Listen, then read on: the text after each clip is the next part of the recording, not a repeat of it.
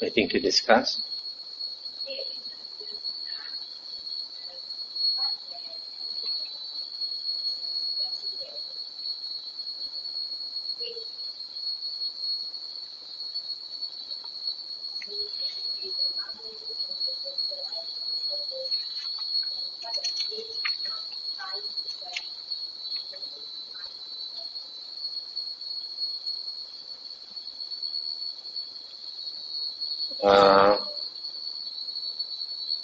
That means he's trying to say, I think, that he is equanimous. He does not love himself like most people. And on the other extreme, he does not despise himself like some ascetics who have not attained the equanimous state. They are practicing so hard, and they despise the body, despise themselves. They might commit suicide and all these things. But he says he does not despise himself, probably to show that he is equanimous, he has attained that equanimous state.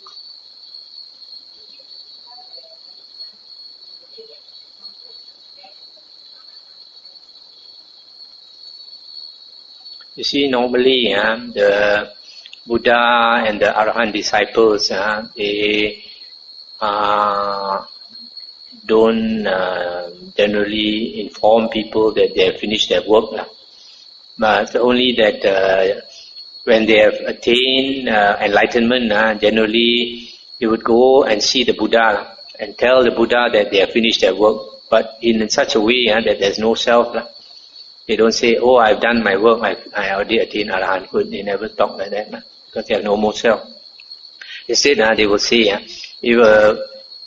if a monk has finished his work, he would have such a state, or such, he would have, his character would be such and such. So, in that way, the Buddha knows that they are trying to say they have finished their work. So, later when the Buddha had entered Parinibbana, then the monks and nuns who had attained enlightenment, they would go and see the Venerable Ananda and declare to the Venerable Ananda that they have attained enlightenment. So that's one thing. And the other thing is sometimes lay people ask the Buddha or the Arahants directly whether they have attained this state and they attained that state, like attain psychic power or attain Arahanthood or something. And being confronted thus, sometimes if they don't say anything, then people will think they have not attained, you see. So in that state, sometimes they are forced to say that they have already attained. So even the Buddha also sometimes lay people ask him directly, then he say that actually it's a rude way of asking, But he said, nevertheless, he will satisfy them with an answer, then he will say that he has finished his work. The other thing is sometimes like the Buddha asked the monks, his disciples, not to show psychic power. But he himself, sometimes when he thought the situation, in that situation is good to show, then he will show his psychic power, like some of the suttas, where this ascetic challenged him to a debate and all these things. And then the Buddha, after defeating the ascetic in front of a lot of people, then he will just fly off into the air and go back to his monastery. So that's just to show them how great the Buddha and his monks are, in case they had any doubt.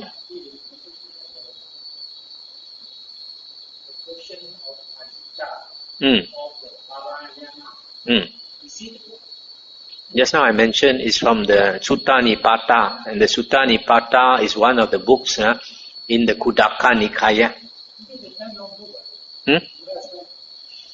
No, I mean now it's in book form but in the Buddha's time it's just one of the suttas one of the many suttas. Yeah.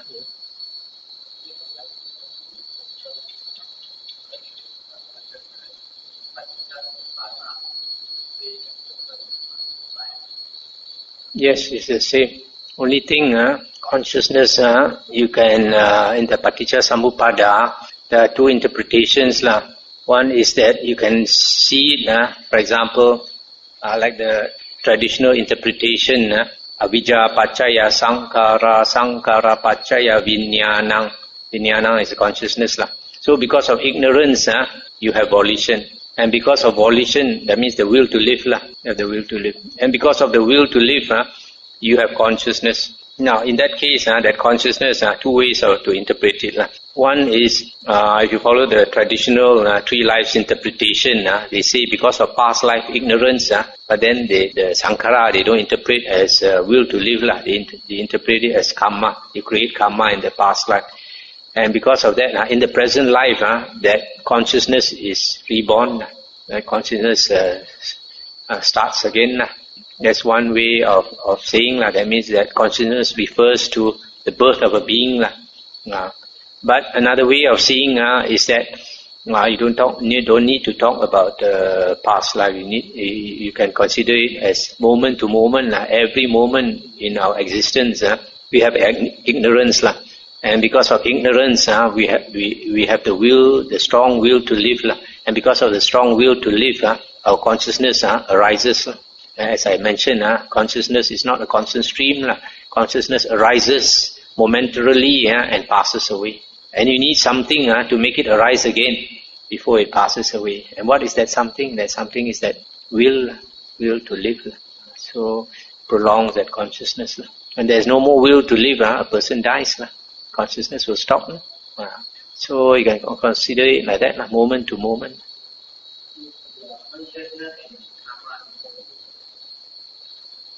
No, there are different interpretation. The volition, the will to live and the karma is a different interpretation. But that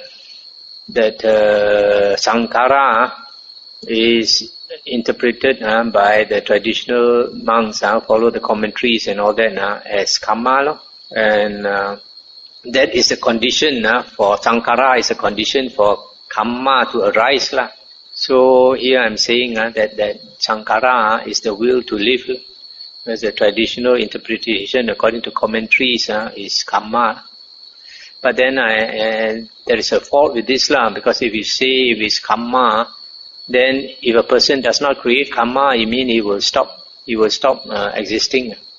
A person continues in samsara because of craving, not because of this karma. So, for example, there's a type of beings that are born in the fourth jhana plane, and they are unconscious, asanya satta. They have the mind does not work, they only have a body. So in that case, they don't create any karma. But does that mean because they don't create any karma that they will become liberated? No. Even they don't create any karma, after that they're still reborn. On the other hand, somebody like Angulimala, he has created a lot of karma. You think, okay, he has created so much karma, he must go to hell, so he cannot get out of samsara. But no, even though he has created so much heavy karma, and he should go to hell, but because he understood the Dhamma and he practiced so hard, he let go of the will to live. Because when he let go of craving, let go of attachments, everything he let go, including the craving for life. He let go. So when he died, he is not reborn. Consciousness stops. So in this case, you can see that the consciousness stops. Vijnana does not come only when you let go. When you let go of craving, when you let go of attachment, when you let go of the will to live. Craving, of course, you have craving for existence, craving for non-existence, and craving for sensual pleasures. All this you let go. Then only a person can stop the consciousness from arising again. Not to do with karma, and then does not have to do with karma. It has to do with letting go of our craving.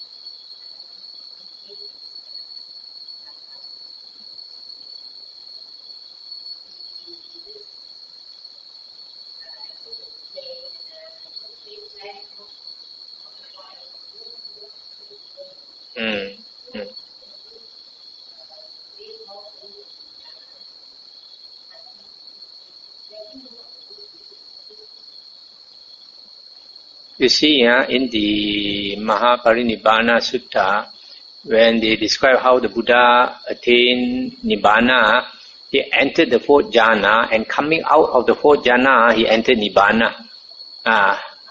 So it shows that the state of jhana is a very high state, where your mind has got to be tuned to the fourth jhana, then only you can enter. So that's why the Buddha says a person cannot become liberated without the four jhanas.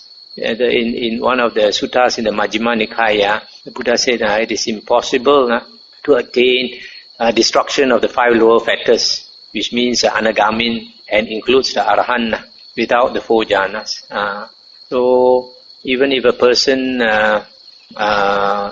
at that moment he does not enter the fourth jhana, but when he dies, if he wants to enter Nibbana, that state of mind at the last moment must be similar to that absolutely cool state of the fourth jhana, then only he should be able to enter the Nibbana. Otherwise, without that state of mind, I think it's impossible. If your mind is a scattered mind, is a very disturbed mind, how can you enter Nibbana? It's not a focused mind.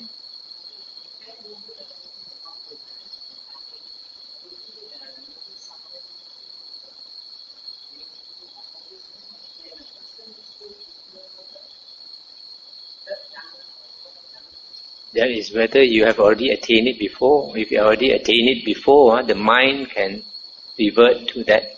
If it is your everyday mind, if a person constantly abides in the fourth jhana, then when he's dying, even he dies of cancer, after a while he does not, is no more conscious of the body. Then he goes back into his natural frequency, his everyday state. His everyday state is abiding in that jhana, then he can easily enter that jhana.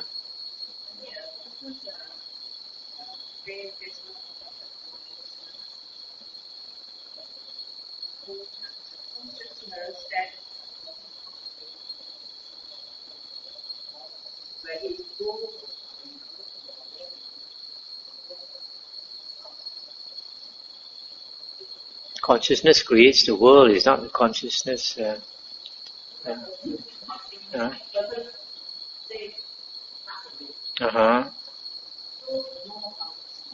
Oh no, consciousness continues.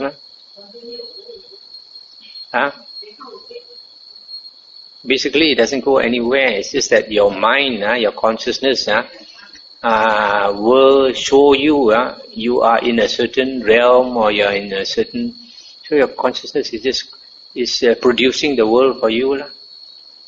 World, it's not that your consciousness is in the world. It's the world is inside your consciousness.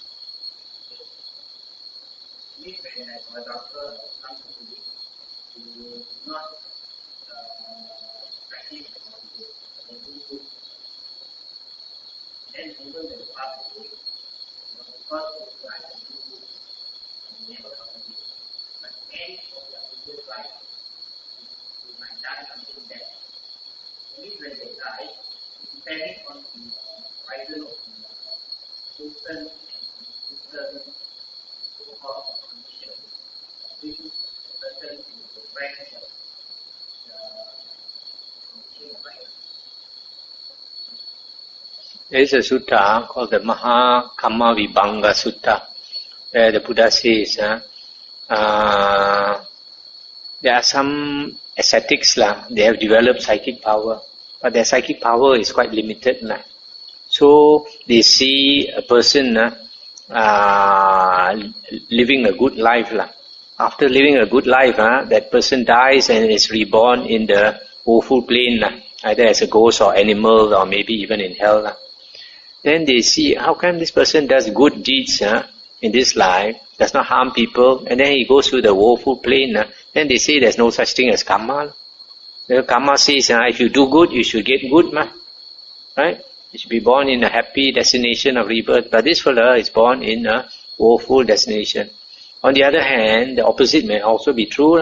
Somebody leads a evil life, doing harm to others and all that. After death, he's born in a happy destination, maybe as a human being, or maybe even as a low deva.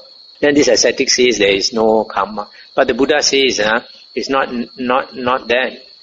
Buddha says if his psychic power were greater, he would look at many lifetimes. If he look at many lifetimes, that person may have done good and evil in many past lifetimes. So when that person is dying, it depends on which karma comes to his mind. If he happens to think of good karma, then he goes for a good rebirth. If he happens to, his mind is fixed on evil karma, then he goes to a woeful pain of rebirth.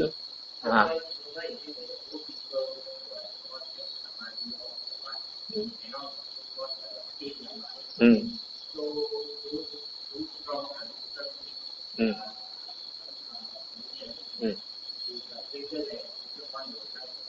Yes. So that's why taming the mind is very important. If you are old enough like me, you will know that there are some people, almost the whole life, they are very pleasant, very pleasant nature, and quite good and all that. Towards the end, just before they die, their character change, change into a very ugly person, into a very bad-tempered, nasty person, So it shows that the previous life character has come back to him because never disciplined the mind. So a lot of us, we have, the story of Dr. Jekyll and Mr. Hyde. We have two types of character in us. We have the angel in us. We also have the Satan, the Mara, the evil one inside us.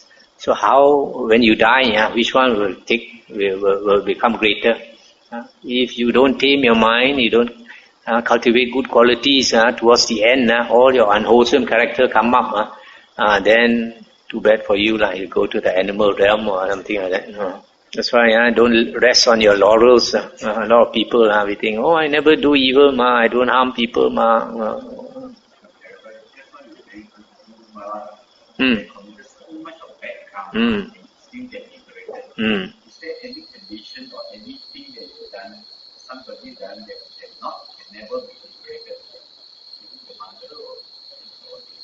Mm. Mm. Yeah, there are 5 greatest offenses. If you commit any one of these 5, after you die, you have to go to the hell realm. One is injuring a Buddha. How do you say? Shedding the blood of a Buddha. A Buddha, you cannot kill the Buddha. A Buddha, his life is determined by his will to live. I forgot to mention the Buddha, before the Buddha entered Nibbana, it is mentioned in the Sutta, he let go of the will to live, If he did not let go of the will to live, he would not die. Mara was chasing after him to enter Nibbana. So many times Mara, Satan, asked him to enter Nibbana. He refused. He said he has not finished his work. Finally, when he finished his work, he said, okay, I agree. 3 months' time, I will enter Nibbana. At that moment, he let go of the will to live. Then seems the whole world quake. So even a Buddha has to let go of the will to live. So most people, we have to let go of the will to live. That's why it is the will to live that conditions consciousness. So coming back to this 5 offenses, if you commit these 5 offenses, you definitely have to go to hell the next lifetime. One is shedding the blood of the Buddha intentionally, harming the Buddha. Second one is killing an Arahant. Third one is killing your mother. Fourth one is killing your father. And the last one is causing the Sangha of monks to split into 2 Sanghas. That means you must have at least 8 monks. So one side at least 4 monks, the other side at least 4 monks. You split the monks, harmony of the monks, then that is great evil karma. Even if you don't split them into 2 sanghas, which is called a schism, even if you do a lesser offense, say like there are 4 monks, and then you divide them into maybe 2 monks and 2 monks, it's not called a schism. There's another word for it, but I feel that also is very bad karma. You may not go to hell, but it's still very bad karma. Koma, yeah.